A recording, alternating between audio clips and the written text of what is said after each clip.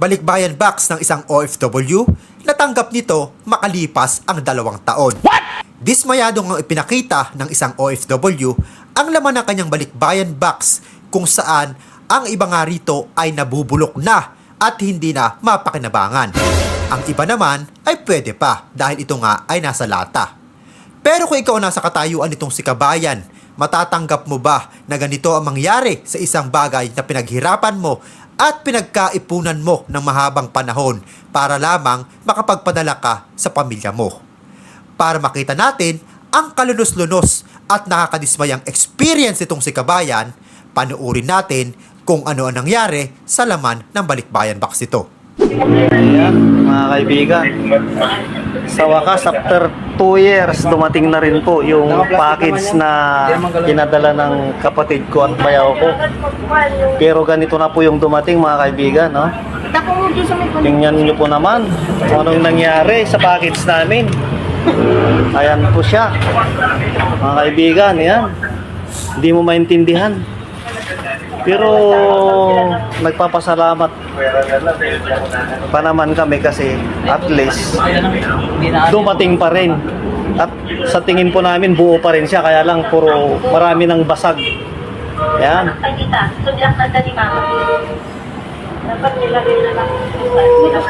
Ayan. Wala na mga yan. Wala na. Parang nagkakalkal lang ng basura, mga kaibigan, no? Anong nangyari?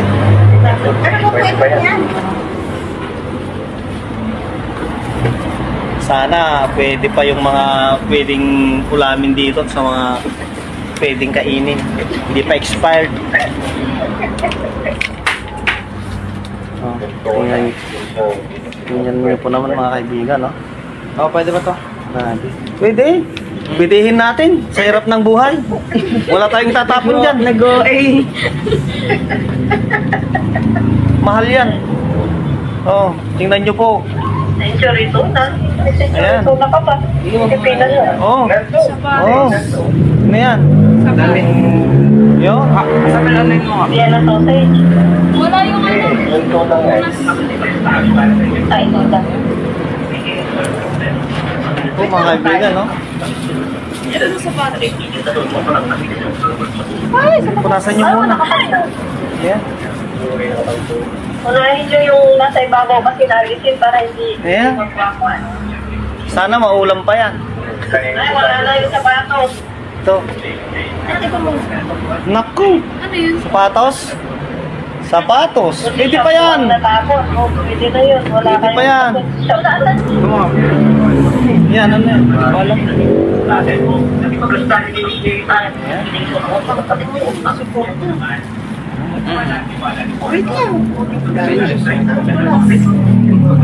Ay, nangyari. At least dumating pa. Pero, paano kung ganyan na nga yung nasabuli? May kalbin ano pa din. Ayan. Kalbin. Mga kaibigan. Pero mga kaibigan, kulang pa po ng isang karton to. Isang package pa po yung nawawala. Huwag ka na, wait lang. Alisin mo na lang yung ganyan. Sige, ito mo. Ito yung nagsayang yung mga to. Ayan, Lalagyan yan. Ah, chocolate.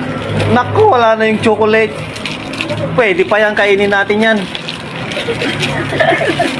Tingnan mo lang expiration niya, wala na. Nag-melt na talaga. Ay, hindi, pwede pa. Ilan? 226. Ah, pwede pa. Hanggang bukas. February. Hanggang bukas. Kainin natin bukas ngayon. Hanggang bukas pa yan.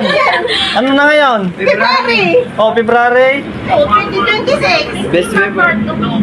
February. Pwede pa yan. Bigyan natin ng isang buwan na palugi. Busin natin ngayong February yan.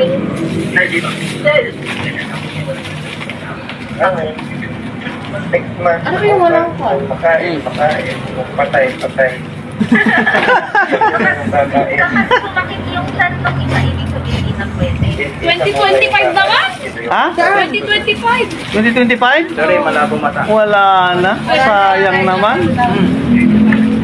2025 yung expiration niya? Ano, alisin mo na lang sa plastic mo. Ay, sige. Wala na. Expired na.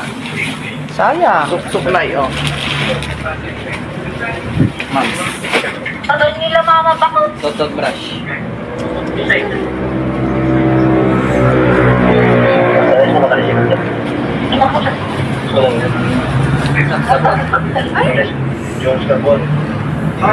Pasalamat pa namin.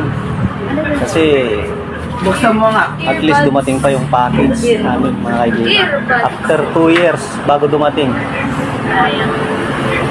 Ay, nako.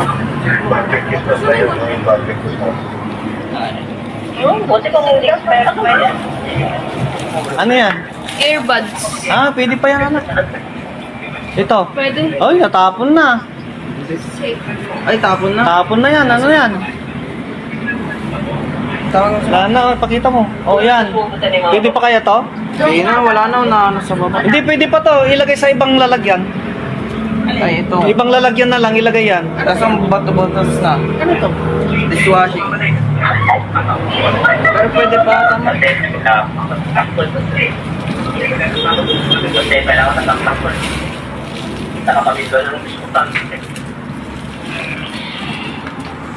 May sabon sa nilalagay. Ang shampoo nga po ba ito? Parlurin ko, sabi doon si Bata eh. Baka pwede pa yung battery dito. Nice one. My favorite. Ano to? Mga Sapatos. Ang babae. Ayun o. Sapatos. May sapatos na naman. Ah. Pwede pa, pwede pa. Ayan o. Naku.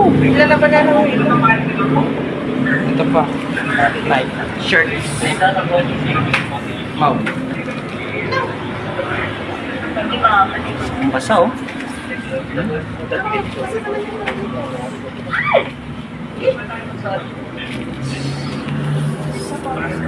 Ito pa ho na. Ang punas mo. Ito ako sa'yo.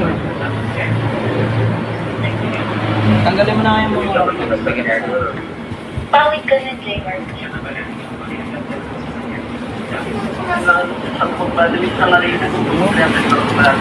Bago to. oh.